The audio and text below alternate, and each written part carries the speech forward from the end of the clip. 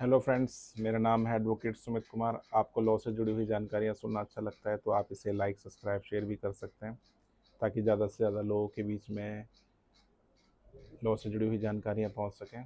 आज मैं आपको एक जो सेल एग्रीमेंट होता है उसके बारे में मैं आज आपको डिस्क्राइब करूंगा। यदि निष्पादन के 4 महीने के भीतर पंजीकृत नहीं किया जाता तो अपंजीकृत विलेख अमान्य होगा, जो सुप्रीम कोर्ट का कहना है। सुप्रीम संपत्ति के कानून में एक महत्वपूर्ण पुष्टि करते हुए भारत के सर्वोच्च न्यायालय ने माना कि अचल संपत्ति के हस्तांतरण से संबंधित किसी भी बिक्री विलेख या समझौते को निष्पादन की तारीख से 4 महीने के वैधानिक रूप से निर्धारित अवधि के भीतर पंजीकृत किया जाना चाहिए। ऐसा न करने पर पंजीकरण रजिस्ट्रेशन अधिनियम एक्ट 1908 के तहत ऐसे दस्तावेज अमान्य हो जाते हैं।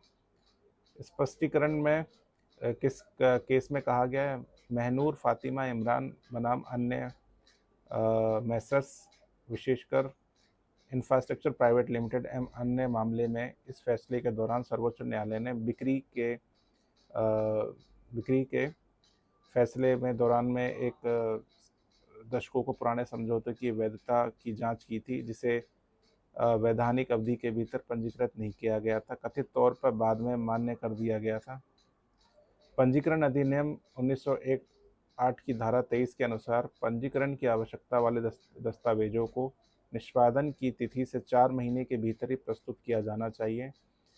सेक्शन 34 के प्रावधान में सीमित छूट अवधि प्रदान की गई है, जिसके तहत जुर्माना अदा करने के अगले 4 महीनों के भीतर पंजीकरण में देरी की अनुमति दी गई है। न्यायमूर्ति ऑनरेबल जस्टिस सुधांशु धूलिया और न्यायमूर्ति ऑनरेबल विनोद चंद्रन जी की सर्वोच्च न्यायालय की पीठ ने इस बात पर जोर दिया कि समय सीमाएं अनिवार्य हैं और इन पर कोई समझौता नहीं किया जा सकता।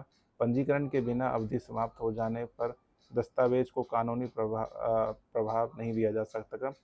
पंजीकरण अधिनियम के तहत एक हस्तांतरण दस्तावेज अनिवार्य रूप से पंजीकृत होना चाहिए।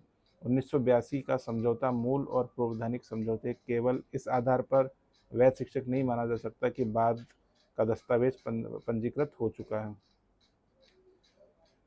संपत्ति के लेन देन में कानून की निश्चित रक्षा करना है। सर्वोच्च न्यायालय का निर्णय इस सिद्धांत को पुष्ट करता है कि पंजीकरण महत्व एक औपचारिक नहीं बल्कि एक मौलिक कानूनी आवश्यकता है, कई उद्देश्यों की पूर्ति करता है कि लेन देन के बारे में दुनिया को सूचना देता है, धोखाधड़ी जालसाजी से सुरक्षा प्रदान करता है, स्वामित्व को विवादों से रोकता है, यह कि विनिमय